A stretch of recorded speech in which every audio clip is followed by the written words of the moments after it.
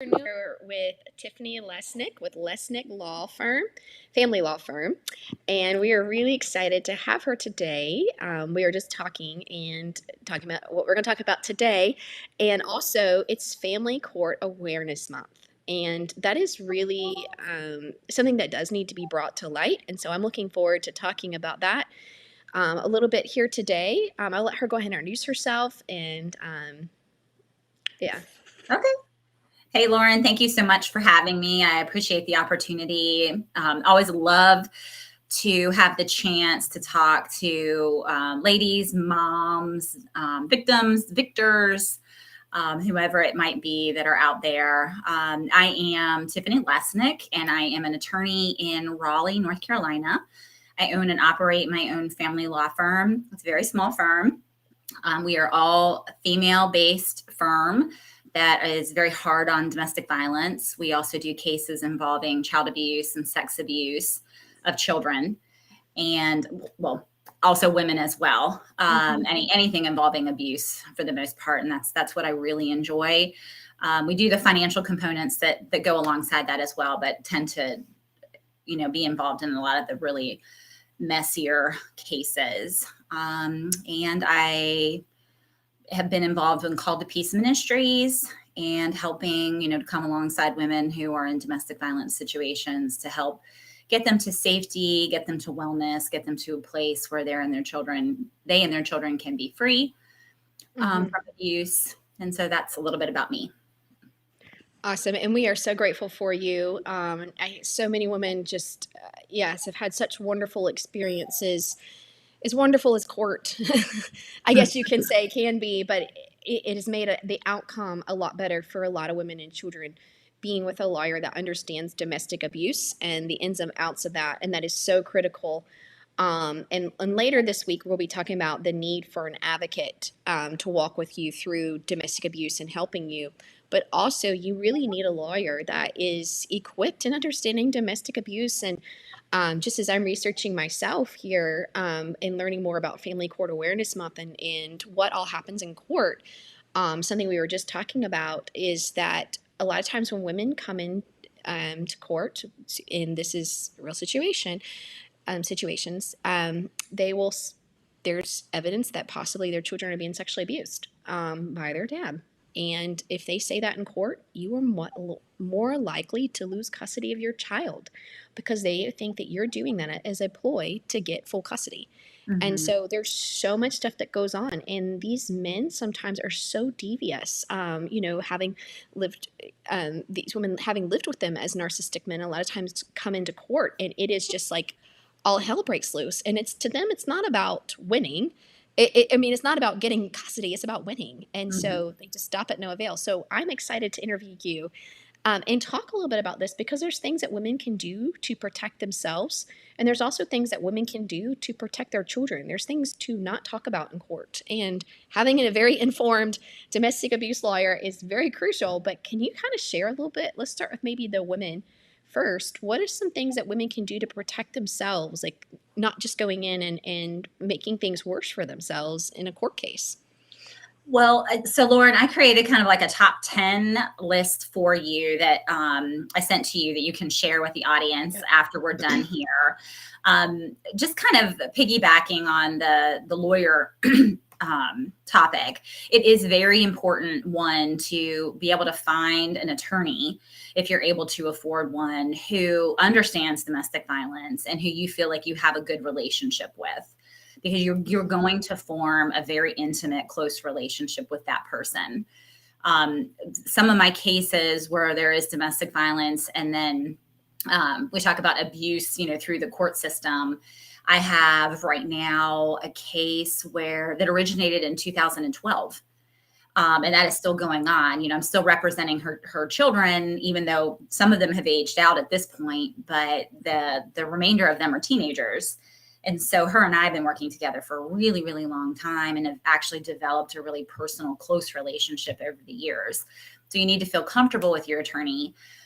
What I would recommend is having that initial consultation. I think you're going to know right off the bat whether or not that attorney is a good fit for you, whether they understand domestic violence, if they talk down to you, belittle you, tell you, why don't you just give them 50-50?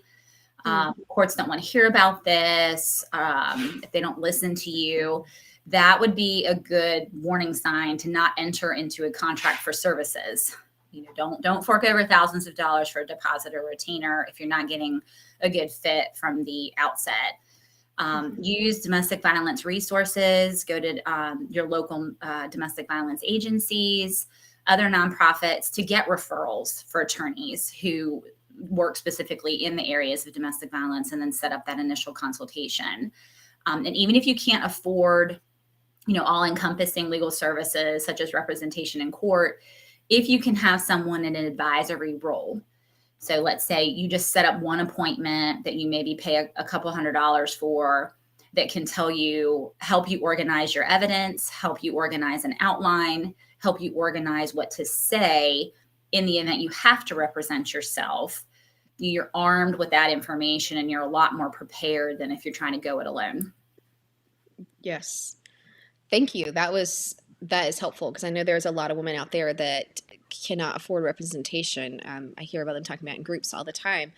And so, yes, having an advisory role, that's a great option. Just somebody being able to help advise like what to do. So is that something that you do as well? And I guess that's only for people in North Carolina, correct? Well, yeah. And so family laws change across the state. So every state is very, very different in how family law is practiced, what the rules state, what the laws are. And so what I may say here may be a little different than where you are. And that's why it's also important to, see if you can get a consultation, hopefully a free one. If not, see if you can find an attorney that doesn't charge $500 an hour, but maybe is reasonable, $100, $150, $200 an hour, just to get some information about how the law is practiced in your area. Because it also varies by county. So even if it's, statewide, it's widely different. And so one of my tips that I have on my top 10 list is to get information and educate yourself. And so in doing that, hiring an attorney can tell you what is the law where you live. Because one of the things that abusers will do is threaten you with false information.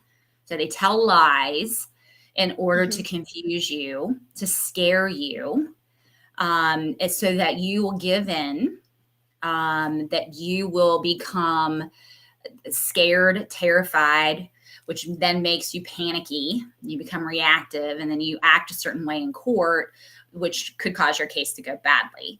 And so having an attorney to tell you, you can take your children with you when you leave the house. That's not kidnapping. It's important information. You can take money from the joint bank account. That's not stealing. Those are marital funds. You can take the car that's titled in your name. That's your property. So you can leave the marital residence. That's not considered abandonment.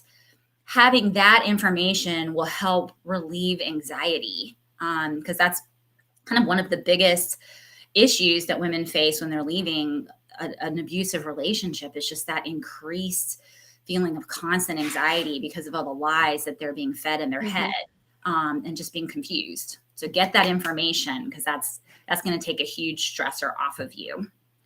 Yes. Just think of the verse, you shall know the truth and the truth shall set you free. That's exactly right. Applies to laws too, and all the other fears that you're believing based on lies. Get a hold of the truth. Yes.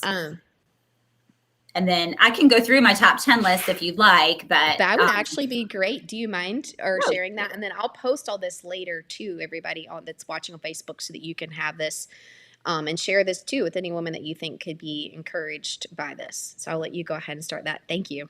Sure, absolutely. So number one would be get safe, right? So you can't help your children, you can't protect your children if you yourself are not in a protective environment. So if you're still in the marital residence, you're still in that abusive relationship, create a safety plan, create an exit plan, make sure that you have somewhere to go that's safe, whether that's a shelter, family, friends, other support folks. And then make sure that when you leave, you take your children with you. Okay? Don't leave them with the abuser and then expect to get primary custody later on. It's pretty hard to make an argument that your children are in danger with the other parent if you leave them there. And so there is no kidnapping of children that belong to you unless there is a court order that's in place. So if there's no court order in place, take your children with you, but absolutely get safe, get situated before you do anything else. That's of primary importance. Because if you're not safe, you're not going to have the capacity to really do much else. Get help. So that's my number 2. And help is kind of broad. So get support, family, friends, church members, neighbors, people that you can kind of lean on that can help get kind of some of the crazy out of your mind. Am I thinking clearly? Am I making the right decisions?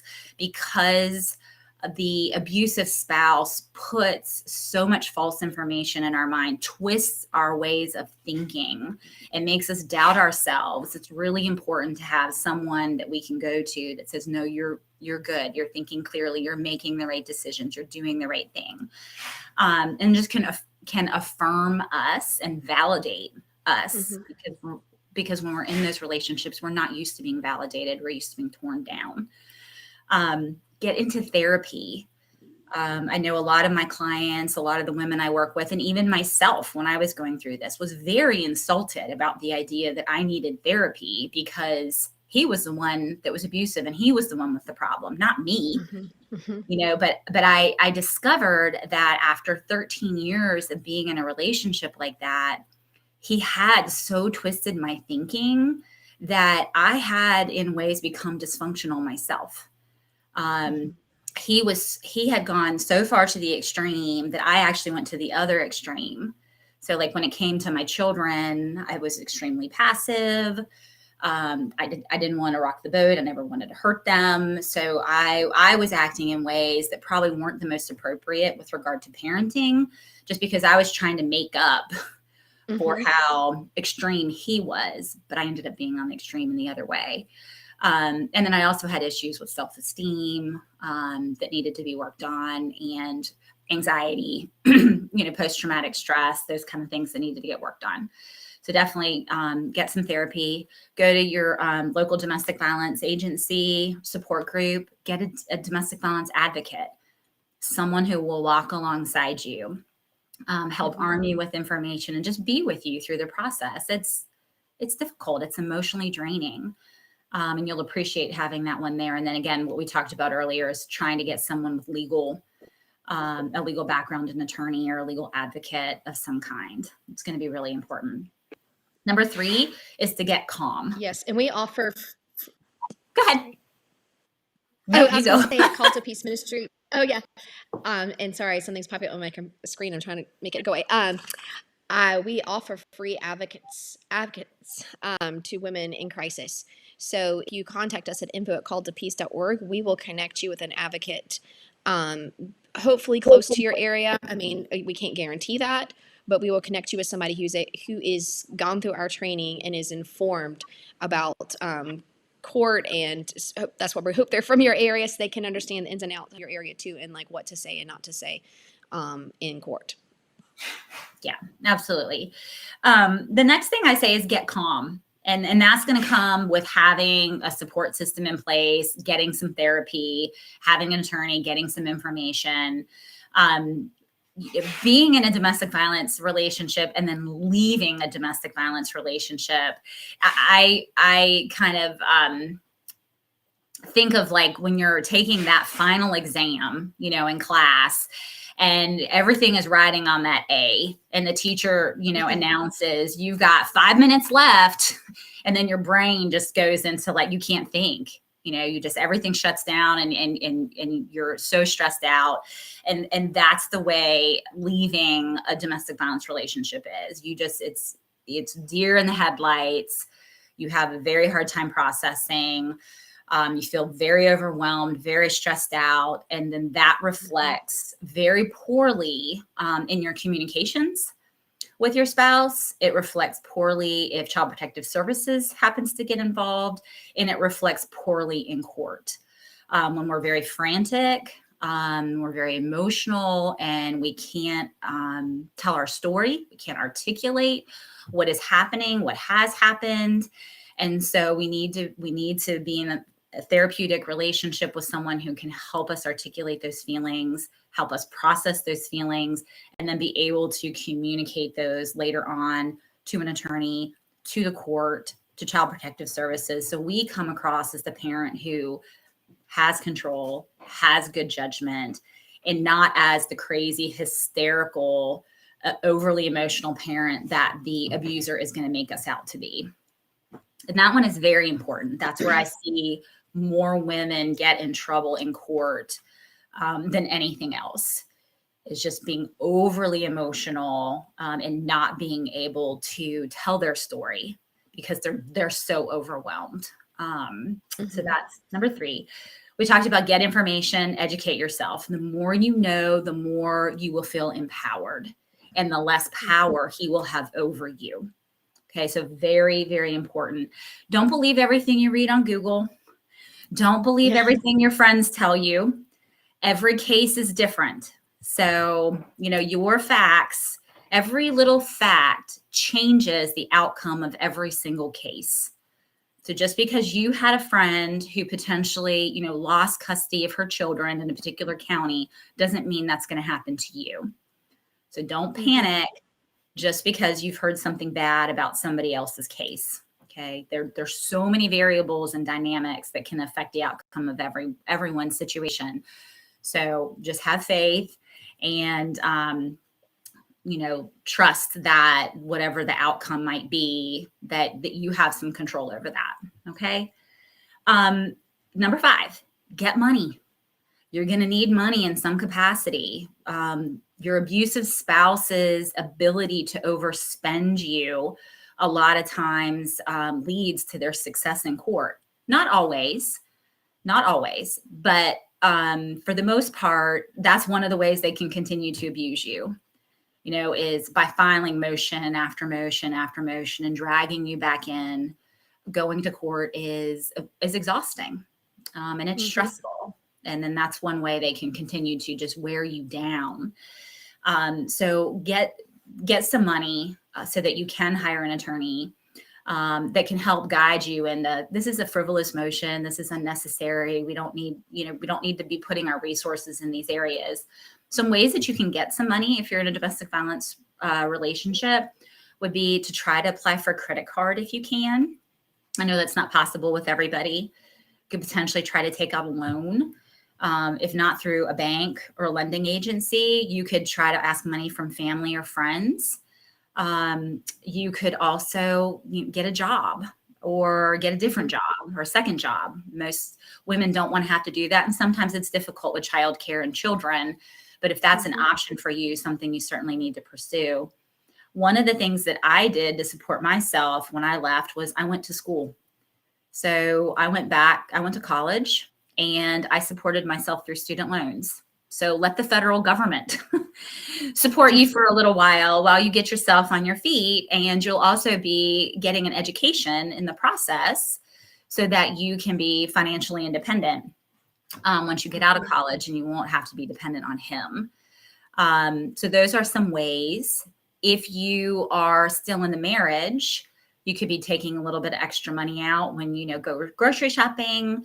You may also be able to withdraw like half the funds or some of the funds from the joint bank accounts to have some money available to you. So those are some tips on getting some extra cash if you need it. Number 6 is stop communicating with your spouse. Communication with your spouse is one of the ways that they really drive that knife in, that they confuse you, that they cause you distress, that they keep you up at night worrying, that they gather evidence to use against you in court, because everything you put in writing can be used against you later. So the best thing to do is stop communicating or limit the communications, and also learn how to communicate with him or her. There is an appropriate way. There's multiple methods that are available online. Call to Peace can help you with that. There's one method online called the gray rock method that can be helpful, although you can get yourself in trouble with that one too sometimes if you're a little bit too strict and stern. So, but you need to learn how to communicate effectively and cut off the communication. Do not volunteer information. More information you volunteer, the more information that gives him to use against you. His goal is power and control over you, not co-parenting, not anything that benefits your children, right? It's anything he knows you desire, anything he knows that you want, anything that he knows you're up to, he is going to use that against you to make your life miserable. So don't volunteer information unless it's required by a court order. I have to caveat that. Don't violate a court order if the judge says you have to provide your address or, the children's whereabouts, etc. Number 7 is get organized. So again, you've got the deer in the headlights. Domestic violence is one of those things where so much is happening with us. We get overwhelmed and we think, there's no way I'm going to forget my story, or there's no way I'm going to forget what happened to me because it's just been so horrific. And the truth of the matter is you're going to forget. It's all going to come crashing in at one time and you're going to get overwhelmed. So start making an outline, put dates on it, start remembering what's happened. You will be surprised by the number of repressed memories you have. And when you actually start writing things down, you'll be amazed at how much actually comes flooding back. And so that it's very important at that point to have support people or a therapist with you because you might get overwhelmed. But get organized. And especially if you have to go to court by yourself, you need some points to make sure that you can check off if you have to go to court so that you're not just sitting up there randomly talking about things that are not relevant. So that is important. Collect evidence. So that is number 8. While you're in the house or while you are away, start collecting evidence. I sent Lauren a list of evidence that you can collect here in North Carolina. It probably is about the same in most other states. I know some counties allow you to use affidavits. So you can have witnesses who can write affidavits on your behalf, and those are notarized, and sometimes those can be used in court. They are not allowed here in Wake County where I practice, but those could be used, and recordings are allowed in North Carolina. The recordings are some of the absolute best evidence. So if you can, because they're going to come into court and put on their charismatic persona and look so wonderful. And when we have a recording that reveals the true nature of who they are and how they are, that will seal the deal for your case. There are recording apps for your phone. There are also like secretive recording devices that you can order online. They come in the form of like a pen, a flash drive, innocuous type of objects that you can place around the house, and they only record if there's noise. So the battery lasts, 24 to 48 hours. So if you're not sure when something's going to happen, but it will, you could purchase something like that. What I will say for North Carolina is that you must be in the room when the recording is made. You can't just place a recording device in his car or his bedroom if you're sleeping somewhere separate and record him privately. That is against the law. And you could potentially be charged criminally for that. So just be mindful and be careful with that. I know that North Carolina. Oh, sorry. I was going to say, I know North Carolina is also, it's a one consent state. I remember looking that up. So as long as you are consenting and you're in that same room, you're completely legally fine. Something I've heard therapists say is also recording them with the children. If you're suspecting any form of physical and verbal abuse, whatever form of abuse it is, record it, when you're with the kids and themselves, so that the judges have an accurate picture of what's happening in the home. And you can record your children's responses to it as well.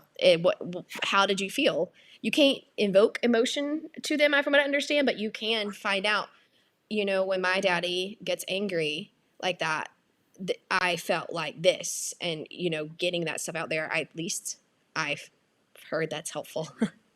Well, and that's actually getting to my next point, but I did see Alan Carroll commented, and absolutely I agree. She says, remember, your abuser can record you as well. And that is absolutely true. Be mindful in your interactions with him or her that they're collecting evidence too, potentially. So your audience is always the judge. So when you're interacting or engaging, be thinking about, do I want the judge to hear me say this? Do I want the judge to hear me acting or, yelling in this manner? Always be engaging in a way that makes you look like the peaceful parent. One of the things that victims will do in particular too is they engage for too long. So they really want to get their spouse, they want to capture that moment. So they kind of will follow them around the house and say, what did you say to me? Or what, can you just repeat what just happened? And then they'll kind of go around and follow their spouse around for like 45 minutes. And then that makes them look like they're the initiator, the aggressor. We don't want fabricated recordings. We need authentic recordings. So definitely don't pursue them in order to get that evidence, because that could backfire on you. But it's my number 9 tip was, do not involve your children. So do think it's important to get recordings of your children, but again, those need to be authentic recordings. So for example, if dad is screaming and cussing everybody out and the children are in the background, and you can hear them saying Daddy, don't stop yelling at mommy, or you hear them crying or something to that effect, that is absolutely fine. Or if the children are in the car or in the house, whatever, and they're saying, Mommy, Daddy says you're stupid. You can record that. What you shouldn't be doing is interrogating the children. So not saying, what did your dad say? Tell me what your dad said again. When did your dad say that? Yeah. Why did your dad say that? You don't want to be asking a lot of questions. You just want children to be able to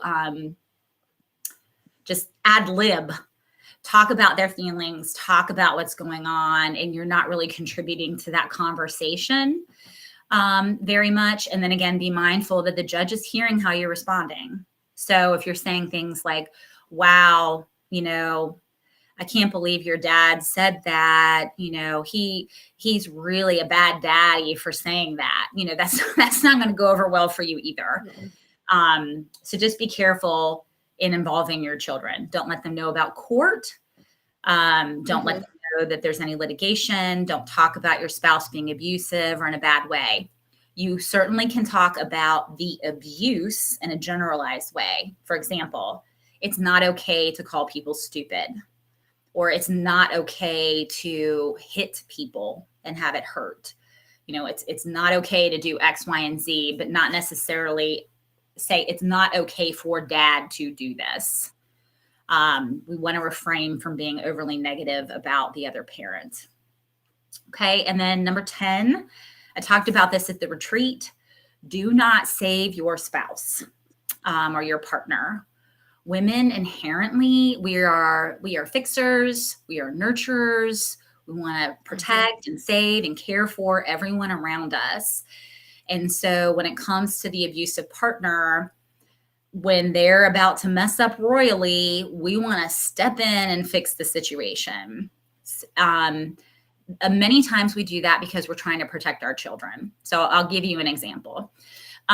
So let's say the children have a doctor's appointment set up, and we know that our spouse is going to come to the appointment, make a fool out of themselves, probably upset our children, and potentially get the pediatrician angry with us or whatnot. So what do? We either don't tell the spouse about the appointment, or we cancel the appointment, or we do something to intervene. So rather than letting that spouse show up and make a fool out of themselves, get the doctor angry, make a bunch of notes in the record about his behavior, and possibly have a witness to come testify in court that one of the parents is inappropriate and unable to have legal custody, Mom has now intervened, and now she looks like the bad parent because she's making unilateral decisions. She's not including dad. She's trying to take medical decision authority and or not allowing dad to contribute to the medical decisions of the children away from him. So sometimes we have to let dads, moms, if they're the abusive spouse, mess up so that we can create that record to protect our children long term, even though it hurts in the interim as parents, as moms, to have to see our kids suffering in any way. In the long term, it's going to benefit them and help them. So those are my top 10. When in doubt, always file a domestic violence protective order, restraining order if you need to for safety reasons, and or call law enforcement. Law enforcement's they're all trained differently. So they may be very helpful. They may not be very helpful. But you certainly, anytime you're at risk or in danger, always call 911 and file a restraining order if you need to. And I had a question. How can you go to school with financial aid if you are still married and the total income is too much? That's a good question. So when I went to school, I had already separated from him. So I just used my income at the time, which was pretty much nothing.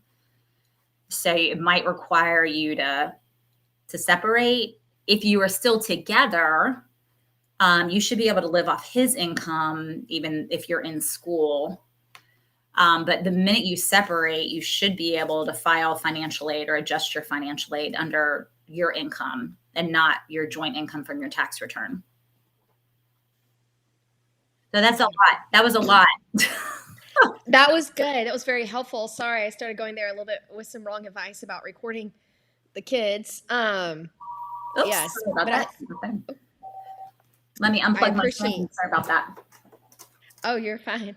I appreciate all that you shared there. That was really helpful. And all of it was so good. Some of the stuff is just like you're saying, make sure it's natural and candid, not just like following somebody around and also not protecting them with the medical. I was like, wow, that's a really good kind of just let the consequences fall. Absolutely. And yeah, just trusting God's in control too, I think is so huge. Even if things seem like a blow up, maybe at school or something like that, and you're like, I'm going to get embarrassed here. Just let things roll and trust God to work it all out instead of always trying to be the rescuer in that situation. Yeah, because you're rescuing him, right? And that's the exact opposite of what we want to be doing. And it goes against our gut, because we're like, no, mama bear, we got to go in, we got to protect. We don't want our children to hurt. But what happens is when we do that too often, and we run into that big A word that's a huge problem in court, which is alienation. And that's the one word that gets us in a lot of trouble. And we end up having dads with primary custody and sometimes exclusive custody. So you got to let them do their thing. You got to let them show their colors. And then, Lauren, you had mentioned sexual abuse too. I believe the case you cited to was the Joan Meyer case or the Joan Meyer study. The one thing I'll say about sexual abuse, where you're most likely to lose your children with allegations of sexual abuse, is when they come out later in the case.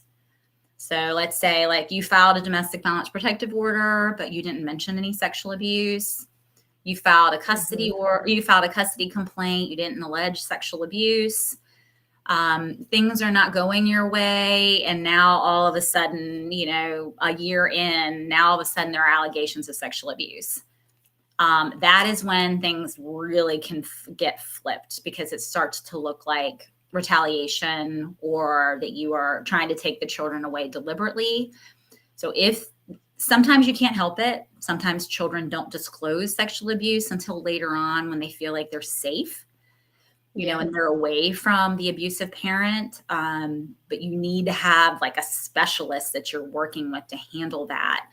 But if there is sexual abuse, it is always best to allege that right from the beginning.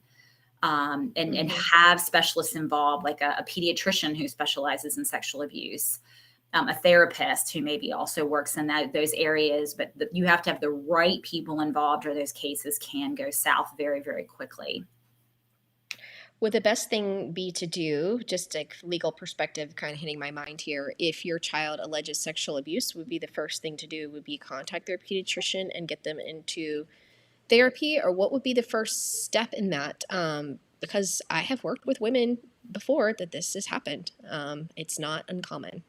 Yes. And And so I would get them in with a pediatrician that specializes in sexual abuse rather than just their pediatrician, because one of the things women will be accused of is overexposing their children to a number of invasive exams.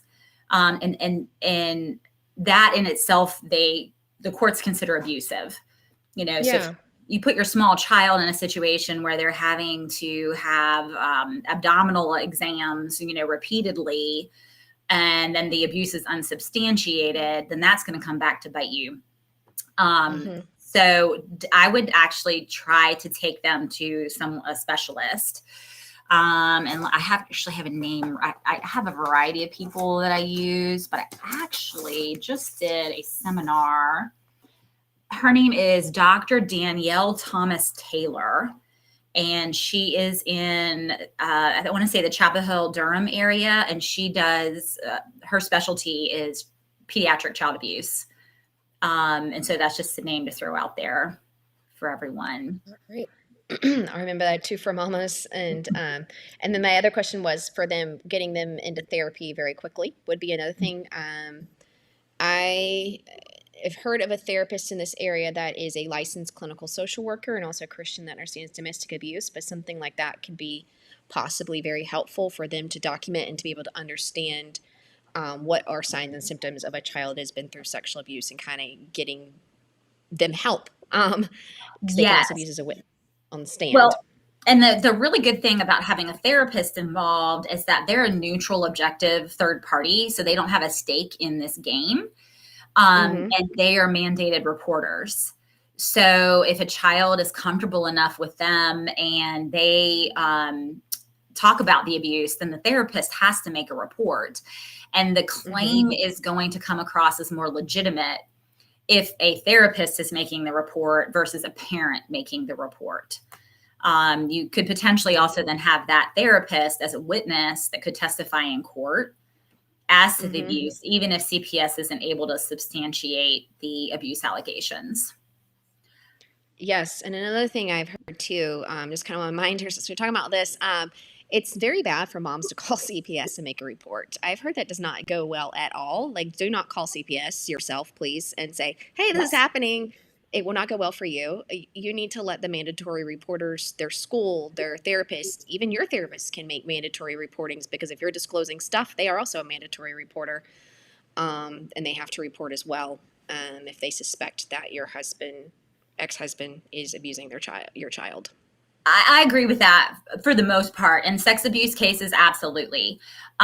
There are a few cases where I tell my clients, you have to call CPS. For Mm-hmm. example, with like extreme mental health issues, I've had cases where the spouses have serious issues with like hoarding. And their homes are just filthy and disgusting, and the children have no food. Oh Um, wow. and in those kind of cases, CPS may actually have to physically go out to see what the conditions are like. And, Mm-hmm. if parents know that they're sending their children to an environment like that and they're doing nothing about it, then they look neglectful themselves. So there are exceptions to the rule. But yes, generally speaking, Lauren, I do not advise my clients to call Child Protective Services without my blessing, if you will. Yes. So definitely consult with an attorney or someone else first before you call CPS. Um, if there's a situation that's really, really bad, you could always potentially call law enforcement first Mm-hmm. um, before you call CPS. But those, again, very Exactly. delicate ground there. So you might want to get some legal advice. I think it's just best to contact a lawyer right away. Contact somebody like Tiffany and figure out what to do because so many times as moms is very quick to take things in our hands very quickly and we can make really bad choices. Not bad choices, I should say, because they're not bad, but choices that could really hurt us in the long run and make the case a lot less likely to go in a way that would protect our children. And so it's very important to not react very quickly, but to kind of get yourself in a state of calmness and be able to talk to Tiffany or your advocate, and actually probably should talk to both, and figure out what your best choice of action should be, instead of just always listening to friends or sometimes parents or whoever else or whatever you feel you should need to do in the moment. But listen to somebody who is educated and informed. And there's a question that came up, but I do want to bring up too, be mindful of the way you react to your children as well. So if they bring up something like sexual abuse, if you start like immediately crying and falling apart, or you become hysterical, they're looking at you as the adult to be their source of strength and comfort.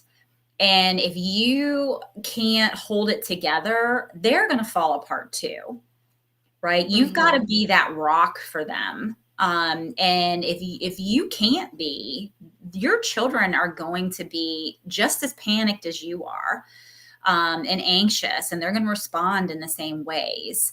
So as hard as that is, sometimes we just have to listen. And then if we need to go outside or go to our bedroom or a bathroom or somewhere else and then cry where they can't see us, that's what we need to do as the adults. But a lot of times parents, tend to overreact when children tell us things, and that's absolutely the wrong response. So just a note on that, especially with sex abuse, because then children are like, I shouldn't have said that. So then they shut down. And then they won't disclose because they're worried now. I've hurt mom. Dad hurt me, but now mom is hurting. So I can't talk about this anymore because of the way it's going to affect my mother. Or they think they've done something wrong. So how we behave is like critical to our children being protected in the future. And then let's see, we had a question. Is questioning his integrity regarding sexual abuse because his rape porn in the beginning legitimate in case it comes up later? Okay, I'm not sure I'm understanding the question. Lauren? I was thinking the same thing. I was reading it a couple of times. I'm not following it. The only thing I can think of is she's trying to ask here, is it okay to question his integrity regarding sexual abuse because he is addicted to porn? I wouldn't bring up porn so much if you do not have concrete proof that there's sexual abuse going up. I wouldn't bring up porn as speculation as to why there might be sexual abuse. The courts just don't. We live in a very modern society. The courts are not moral. The law is not moral. So they just really don't care about porn that much as we care about it. And unless it's child porn or something like that. And if that's the case, he's going to be getting arrested because that's illegal still, thankfully. But, as long as he's not doing it in front of the children, like if he's making the children sit and watch it with him and engaging in inappropriate activities at the same time, then yes, potentially, but those are extreme circumstances. But just generally the fact that he is a porn addict and unfaithful and those kind of issues, I would not bring those up if you think there might be sex abuse. If you have definitive proof that there's sex abuse, you can certainly talk about that he just has, these predilections in general. But again, very slippery slope there. You need to have somebody working with you before all those allegations are made. So hopefully that helps. Yes. And you mentioned child porn that is still legal. So that is okay if you find out he's looking at child porn to be like, hey, he's looking to disclose that. I would call the police and have his computer waiting for them when they get there. Yeah. So, because that kind of stuff quickly disappears. So,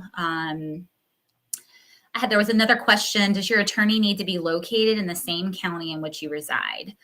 So generally speaking, I think that you having an attorney in the same county is important.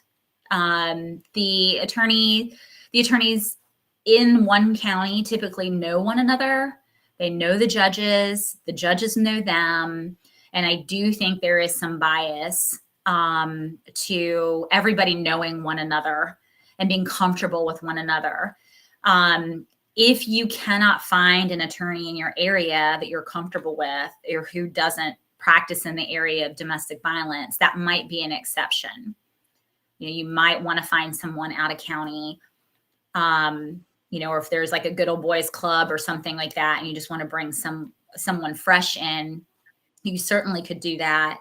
But that would be an exception. I think more often than not, if you can find someone in your area, you're likely to have a better outcome. All right. So I'm seeing if there's any more questions here that we missed. Doesn't look like there's any. Is there anything else that you wanted to share today? I feel like we covered a lot, which is really good. I'm hopeful that there was a lot of good information. I know there was a lot of good information there that a lot of women found helpful, that are maybe new in this journey or contemplating what to do. And so if you have any more questions, is there a contact they can reach out and contact you at? What would be the best way for them to get in touch with you? Sure. So the only thing I'll say is, so I only practice in Wake County, North Carolina. So I don't practice out of state.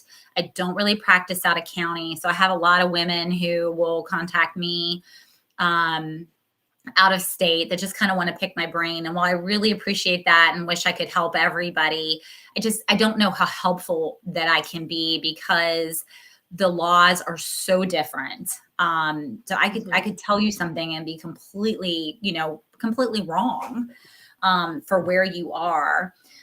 There is an organization called One Mom's Battle. Yes, we've been sharing a lot of her stuff this month. But she actually has, if you go to her website, she has a link. And the link is Friends of OMB, or One Mom's Battle. And she actually has attorneys and therapists listed by region who are DV friendly or DV sensitive. And so you can go there to see if you can find someone a little bit closer to where you are who may have better knowledge of your area. But if you are in the Wake County area of North Carolina, you can reach me. If you go to my website, that's the easiest way to reach me because it has my email, my phone number, my fax, all that.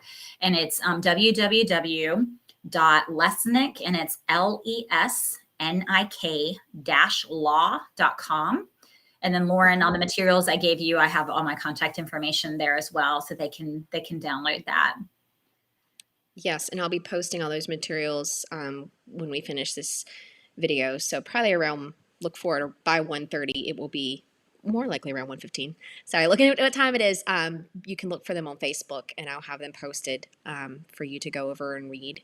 And you're welcome to drop any more questions that you have in the comments. And also to get, like I mentioned, if you want to get in touch with the Called to Peace advocate, you can go to our website at calledtopeace.org and go to the bottom the top tab, Who We Help, and scroll down to mid-page. And there's a button in there to request an advocate. And you can request an advocate, and we will connect you with somebody who has been trained and informed on walking through this as well. So we want to thank you so much, Tiffany, for all of your time today. I appreciate you and your heart for women and just helping them. And thank you for everything that y'all are doing. And yes, you can watch this video again. This is up here permanently on Facebook. Feel free to share it. Send it via email, send it via messenger, whatever way you want to share this. You're welcome. It's also live on our YouTube channel as well under Joy Brown Forrest. So you can find it on YouTube, and it's posted on our Facebook, and it will be up permanently. So yeah, let me know if you have any questions, and thank you so much for joining us today. Hope all of y'all have a good afternoon, and we're enjoying some beautiful fall weather today, so I hope y'all are too. Definitely. And Lauren, I'll just say one more thing before we turn off. Just don't lose heart. Like custody in particular can sometimes feel like a mountain that you're climbing, and sometimes it is. So sometimes we make a couple steps forward, and then we go backwards. That's the normal process. So that doesn't mean that your ex or your spouse has won the war. You know, there will be occasions where he's going to win battles in court, but don't lose heart and don't give up. Keep pushing, keep moving forward. It is possible that over time the tides will change and you will prevail. So the worst thing you can do is give up for your children because you're the only advocate that they have. So just, don't lose heart. Sometimes in the beginning it can be hard and you're not always going to be successful, but that doesn't mean you're not going to be successful, at the completion of your case. So keep working at it. Love that. Thank you. And so many women, well, not so many, but I've heard of stories of women who lost custody, and within a year, their ex brought back their kids. And it's like, I don't want to do this. So just don't even lose heart at all. Like, just keep going. And one woman I know who went through that said she just sought the Lord during that time. And she said it was actually one of the years of her life that she drew the closest to the Lord and became the mother that she really always desired and wanted to be, as she found her complete healing and sufficiency in Christ. So not all is lost, and trust him with the final outcome. Yeah, absolutely. Thank you guys so much again for joining us, and we will talk to y'all later. Bye. Thank you, Lauren. Bye. Thanks, ladies. Thank you.